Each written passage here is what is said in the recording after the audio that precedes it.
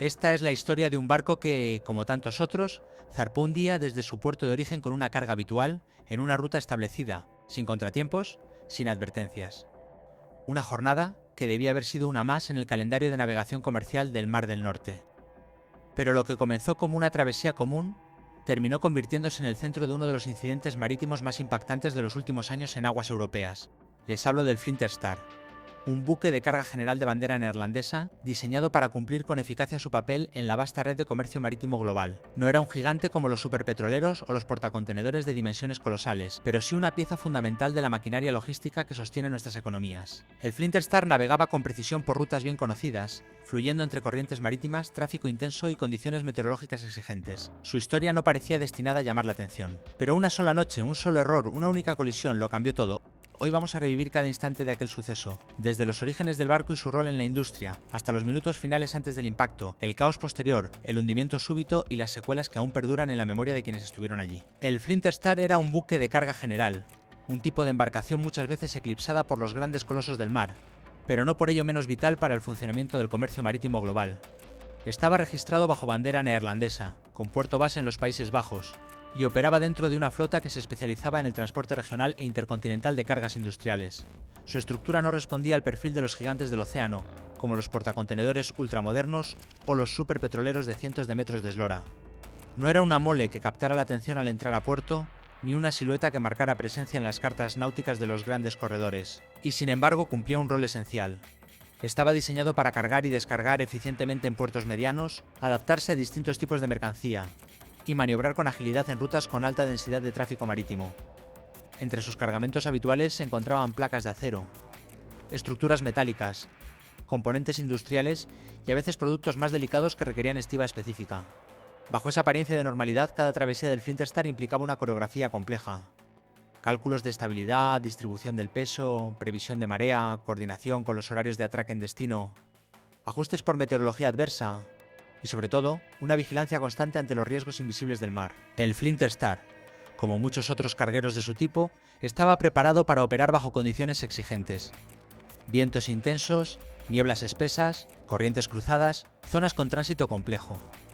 Contaba con tecnología estándar, radar, sistemas de navegación electrónica y una tripulación capacitada para afrontar las contingencias del mar. Pero en la navegación, incluso la mejor preparación puede quedar corta cuando intervienen factores externos o imprevistos críticos. En la noche del 6 de octubre de 2015, mientras navegaba cumpliendo con otra de sus rutas habituales, el Flinter Star entró en una zona donde el destino y la fatalidad parecían haber firmado un pacto silencioso. Esa noche no hubo una tormenta repentina ni un fallo mecánico mayor. Lo que hubo fue un choque, un encuentro brutal entre dos mundos flotantes, una colisión que no debía haber ocurrido, pero que ocurrió. Y en ese instante, la historia del Flinter Star cambió para siempre. Eran las primeras horas de la madrugada del 6 de octubre de 2015. El reloj bordeaba las 4 de la mañana cuando el Flinter Star avanzaba firme por el Mar del Norte. Su destino era Bilbao, España, un puerto bien conocido para la tripulación, parte de su ruta habitual. Las condiciones climáticas eran aceptables, aunque como es común en esas latitudes, la visibilidad no era perfecta.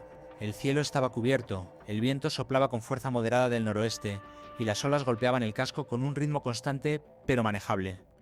La navegación seguía su curso en una de las zonas más congestionadas del tráfico marítimo europeo, el tramo frente a la costa belga, a unas 6 millas náuticas de Zeebrugge, donde decenas de embarcaciones transitan a diario. Ahí, el margen de error es mínimo.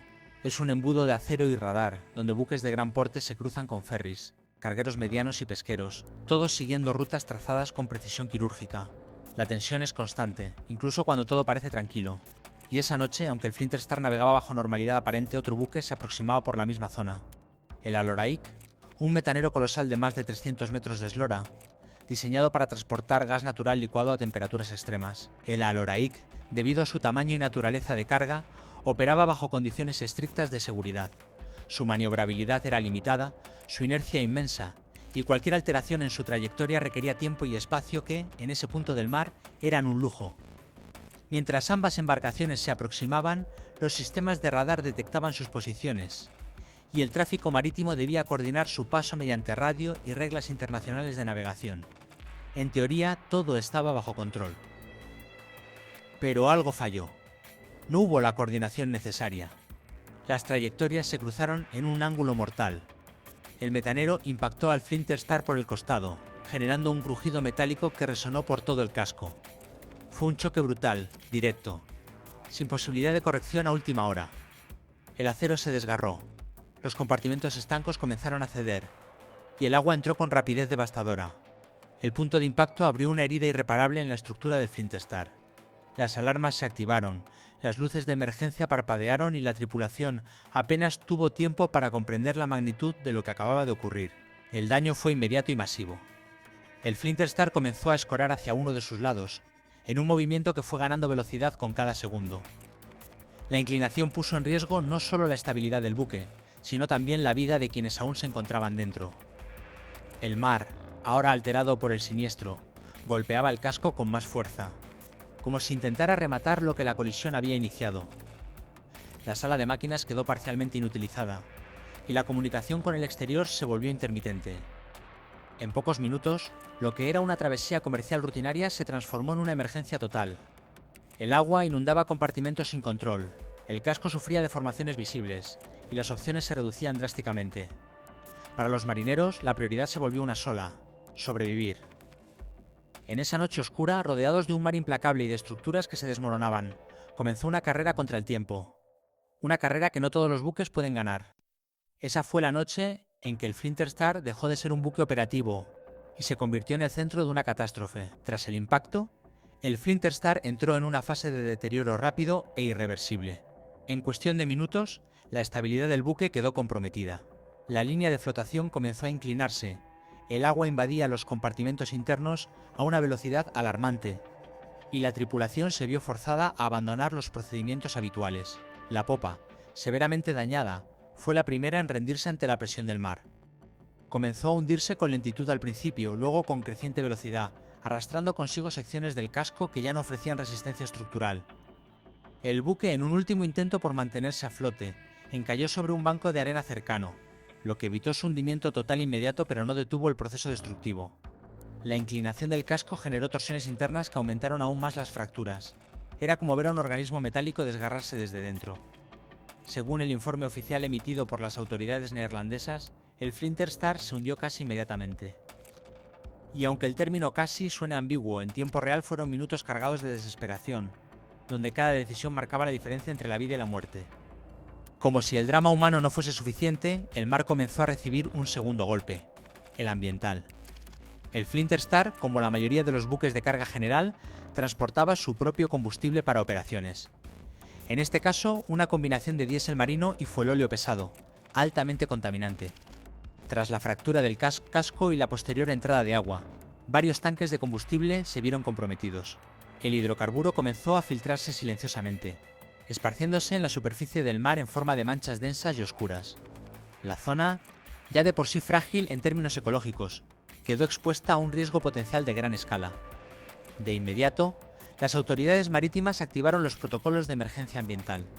Se desplegaron buques especializados en contención de derrames, barreras flotantes, absorbentes químicos y unidades aéreas para monitorear la expansión de la mancha. Los equipos de intervención trabajaron contrarreloj con el objetivo de minimizar el impacto ecológico en las costas belgas.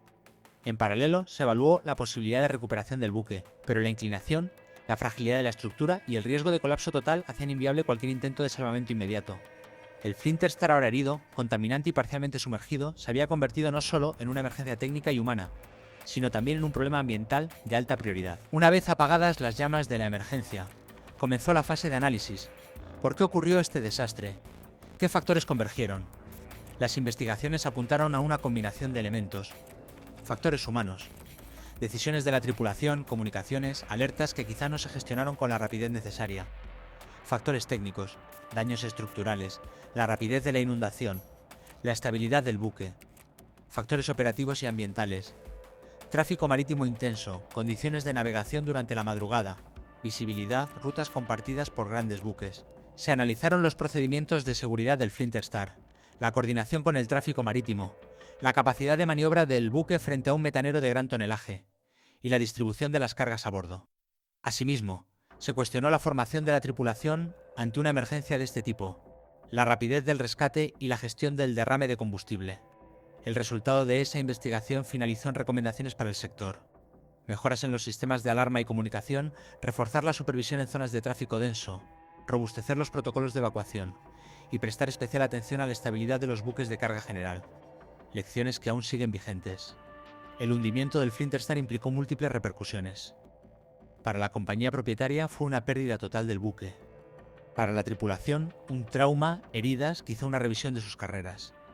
Para el medio ambiente, aunque el derrame fue contenido, se activaron protocolos de limpieza y vigilancia que recordaron que el mar no es escenario aislado, sino parte de un sistema global vulnerable. Para el sector marítimo europeo, el incidente se convirtió en caso de estudio. Se revisaron rutas, se reforzaron los controles de tráfico en zonas como el Mar del Norte, se incrementó la formación en emergencias y se renovó el interés en la seguridad de los buques de menor tonelaje que compiten en entornos compartidos con gigantes del transporte marítimo. Para cerrar, volvamos a aquella noche.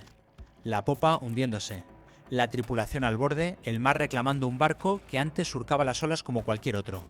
Esa imagen nos acompaña como testigo silencioso de lo que pasó. Y también como advertencia de lo que podría volver a pasar si bajamos la guardia. Gracias por acompañarme en este recorrido.